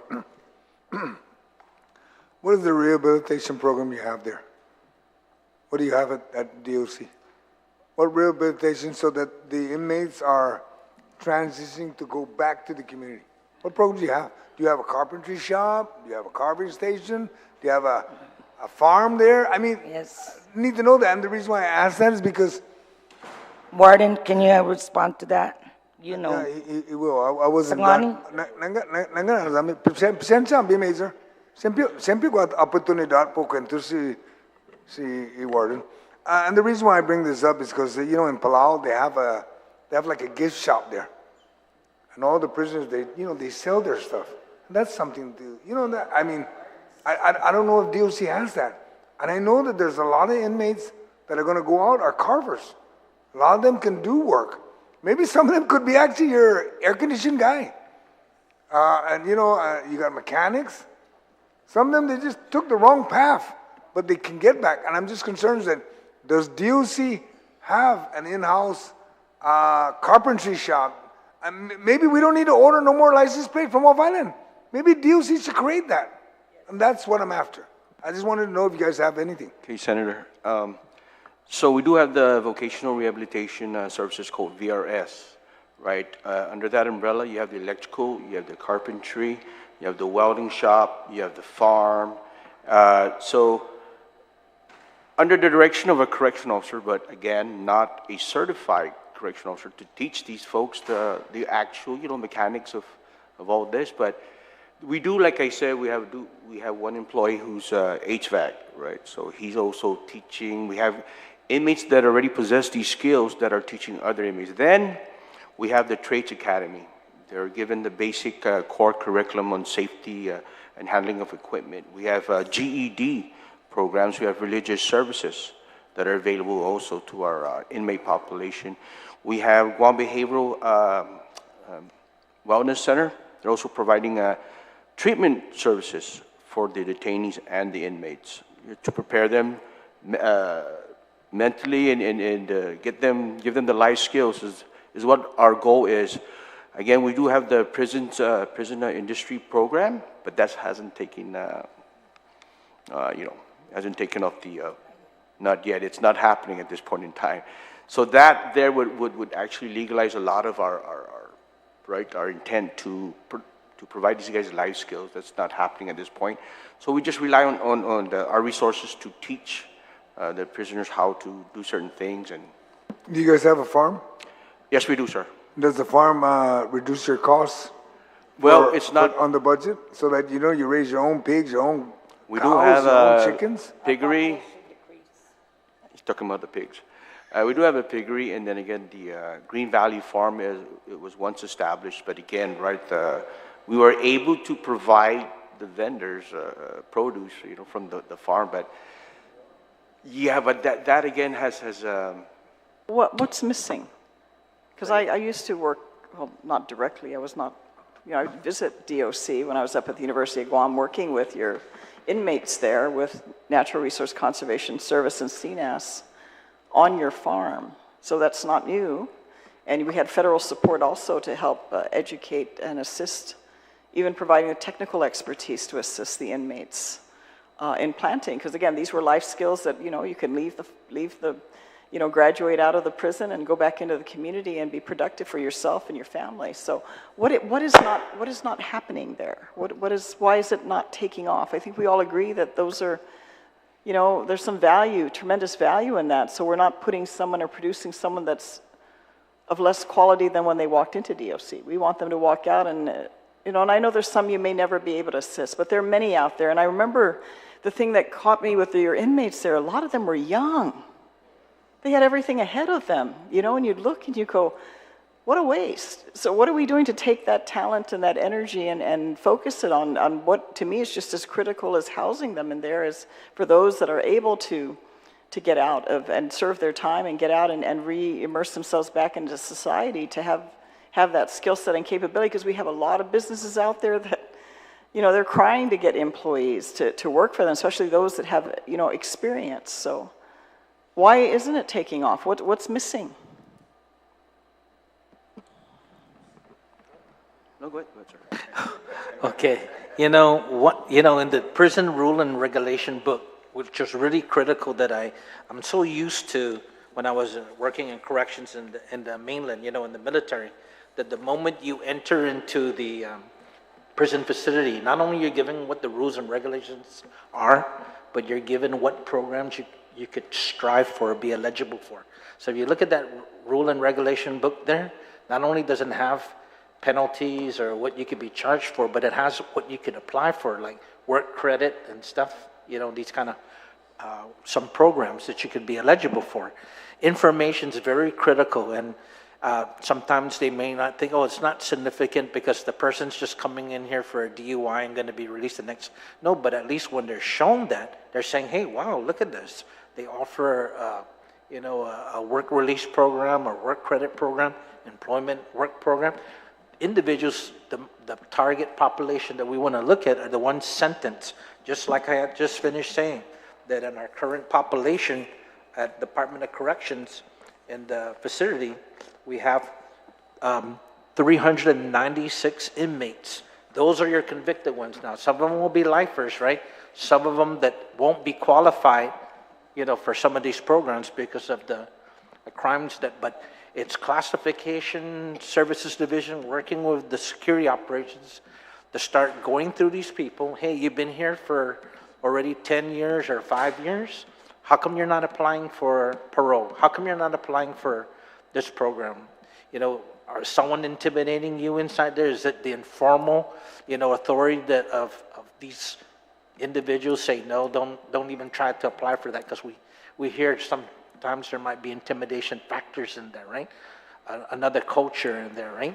But I want to see more involvement, you know, because we've been offered some people from that have a business that want to see whether the inmate who's eligible can be picked up by that employer, taken to work. Are you saying it's optional? I get to choose if I want to get trained or not? I get to...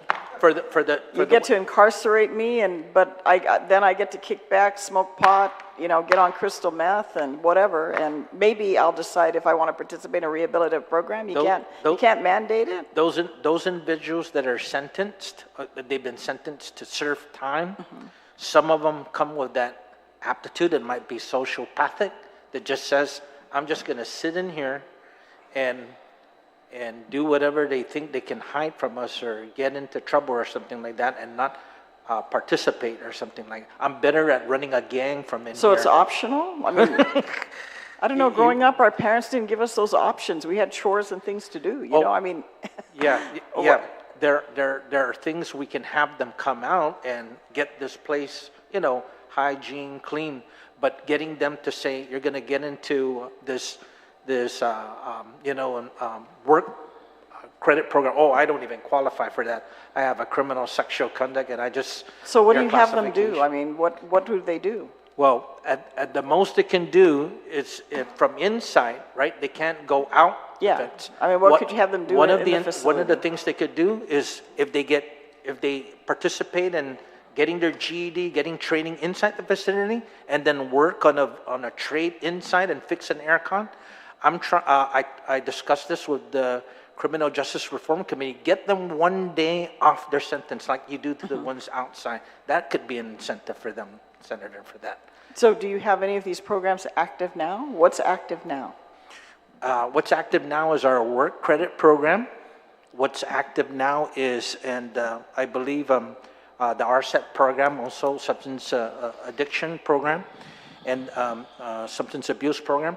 And then I believe I talked with case division service to work with them to get the employment program out. You know, the individuals qualified to work and go outside and work at a job. We're gonna have those businesses get them to show how you monitor the inmate. Of course, they can, you know, and the pay that they get, you know, the compensation they get will go toward. It could go to victims' assistance, and it can go to some things that they can use for their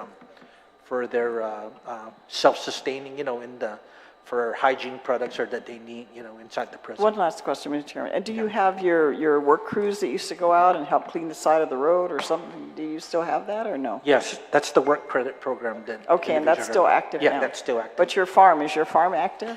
The farm, I see them taking care of the pigs, it's not active. Now, that is supposed to be, believe, phase 2, you know, so that thing's gonna be, you know, the area's gonna be, as part of the Phase 2 Modernization Act, evaluated. But at the RSET, I discovered that they had you know, they showed me, the instructor showed me that they have a garden there that they have right now. And I even had, I think, some proposal, the one in Mangilao, I think the farm out there said they can bring compost and offered that to donate it. So that's one of the things I want them, because the individuals going through the drug addiction, they love the opportunity to work on that small garden that they're doing at RSET right now. And it was really impressive when I saw that during the graduation last week. So that's more manageable because nothing's planned in that area to tear any of that down, that RSET building. Having a small garden there and, you know, it's small scale. But it was pretty impressive of what they're doing with planting some stuff there. Well, it would be good, Mr. Chair. I mean, I think this is an important component of DOC. Perhaps at our next meeting or prior to that, as the chair of the committee, if we can get an idea of specifically all their programs that they have listed and how many current inmates are participating. Thank you, Senator Brown. Thank you, Will Mr. do. Chairman. Senator Titleweed? Thank you. Okay. Yeah, I think what I see, and I don't know if this happens also with the RSAT, is that we have these treatment and rehabilitation programs in place, but what I hear from my friends who work in treatment and rehab is that because of the highly addictive nature of crystal methamphetamine, that people are just not interested in treatment. So I don't know if that is also the case with RSAT. But what I also hear is even the court-ordered treatment, they go or they don't go, and then you don't hear from them again for 90 days, right? Because there's that timeline that's been laid out with the court. So yeah, those are the challenges that I see with RSAT. And then relative to Senator Brown's line of questioning, and even Senator San Augustine, right? Because I've been to Palau, and you go into that. I think anybody who's been to Palau has been to the shop where you know the prisoners are making all the arts and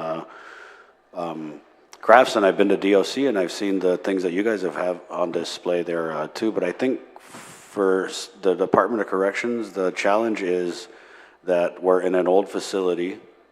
Old doesn't even begin to describe it. We're bursting at the seams, and that means that the staff, the priority has to be right to the safety of the inmates, detainees, and the safety of the staff, so it doesn't really leave a lot of personnel to stand up and run these programs the way that we would like them to be run. But I see when we build a new facility, and a lot of the safety and security is handled by the facility, right? How it's built. I mean, I see it. I'm watching this thing on Netflix right now about unlocking the cells or whatever, right? And they're able to do that, I think, partly because they're in a facility that actually has locking doors and, you know, cameras and all the high-tech things that the Department of Corrections doesn't. So I think when we get the new prison built and we're able to kind of align the staffing needs with the population, and I think that we'll see some relief, right, just in the nature of how the new prison is going to be built. And it's my hope that we're going to be able to then,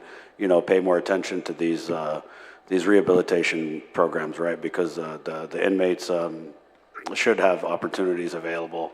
And, you know, of course, they should want to take advantage of these opportunities when they complete their sentences. But again, because of the challenges, it's our government's own fault, right, that we're facing. I don't know if we can effectively do that. So I commend your staff for doing what you can do. And I know that the pandemic really put a halt on all the things that we're trying to do, right? And in a lot of ways, I know some people say, oh, but it's been 3 years since the pandemic, but we're crawling out of it, and, you know. And Senator, you know, I just want to say also, we'd like to thank, there are faith-based organizations coming up that want to contribute. We have a chaplain, and they want to, you know, one of the biggest things, of course, is going back to them, having to go to attend services, you know, for mass and faith-based approach too of these. They even contributed, I think, an aircon, right? Donated an aircon for the chapel, you know, for these inmates to go back, because when they get back into these and distributing these literature for them to read, you know, to get back into reading some of this, it sort of like brings them back to understanding that, you know, there's that other spiritual side of the inmates and what they can do. So that's certainly supported, and that is even connected to rehabilitation to those organizations stepping up and coming over to help out our inmates who feel isolated up there and feel that they need, you know, that kind of support. Mr. Chair, if I may just ask. Senator Tydegweit. Yeah, I'm sorry. I did have a question, though, real quick. I don't know if it was asked because I did come late. But the plans for the new facility, has there been any modifications or any changes whatsoever at all to the plans, or is it the same one that you gave us back in the 35th Guam legislature? We haven't changed the master plan itself. It's the same one. It's even on our website. If you go up there, it's there. So with the new no modifications at all then? No, nothing at this point. Okay. DPW did an RFP for design of phase one. Remember the master plan is a 80-year, you know, 10-phase plan, you know, but we're trying to get at least phase one, which will give us about over 500 some beds. That's the one they put out the RFP for. The DPW received 2 proposals, but it's still under evaluation right now, still with between DPW and the Attorney General's office on review. And I don't know anything else about what vendor did what or anything like that. And I haven't seen any proposal as far as what the architect submitted, but we haven't officially changed what we submitted to the legislature and what's on our website right now. Yeah. Yeah. I just got it today. If there's Senator Tydegweit, Senator Brown, nothing further? Okay. Yeah, and I do want to do a roundtable, and we can go over the different programs and look at ways that we can stand them up sooner and more successfully. Is there anything else, Director? That's it today. Okay. I did see, because you were talking about the drones and the contraband, and I'm going to do the research, but I did see that we had, the legislature had introduced a bill that did not pass, and it basically made area over DOC a drone-free zone, right? Yeah. No-fly zone, yeah, yeah. Yeah, so maybe that's something we could dust off and look at. Okay. Okay. Right. Yeah, maybe, that's right.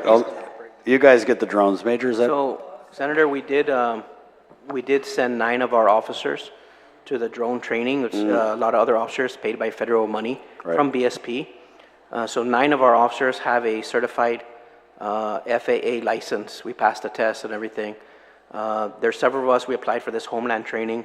I think 5 of us were going at the end of the month to Albuquerque, New Mexico for a drone training. Has to do with emergency response. Yeah. We are trying to purchase a drone. We just need to get the money for the, the one that we need is roughly, they're about almost 10 grand. If you get depending on how big you get them, you can get the little smaller ones, but if you want the ones for, just the bigger ones, they cost more. We do have an officer that occasionally he's also one of the FAA licensed officers. He has his own personal that sometimes he flies it over the compound and, keeps a couple times a day, just flies it over. So we are looking at trying to get that. I did apply for a grant to get it, but we didn't get approved for it. It went to Guam Fire and Guam Police. So we try to resubmit again when the opportunity opens. I forgot it's GURA grant or some kind of grant that we applied for, but that's still in our radar, is to try to get a few drones to assist us. Do you guys have the ability, because I know that on the bases they have a device that they can disable the drone, right? Yeah, that might be something to check that in your training. So if you got the ability to do it, you could disable these drones if they're trying to bring in the contraband. Probably those are some information we'll gather from back there and even try to see what will be the best drone for our facility, that we could use. Sorry, I just got a text. Prison library. Do we have a prison library? Okay. Thank you. Anything further? Nothing further. Sidos Masi. The committee will continue to accept written statements on today's roundtable hearing within 10 business days from today, which may be mailed to my office on the second floor of the Guam Congress Building at 163 Chalan Santa Papa in Nagatnya. You may also send your statements to us at malafunction@guamlegislature.org. That's MALAFUNKSHUN at guamlegislature.org. Thank you all for your participation. This roundtable hearing is hereby adjourned at 4:15 Chamorro Standard Time. Guahusi Senador Chris Malafunction Barnett está. Adios.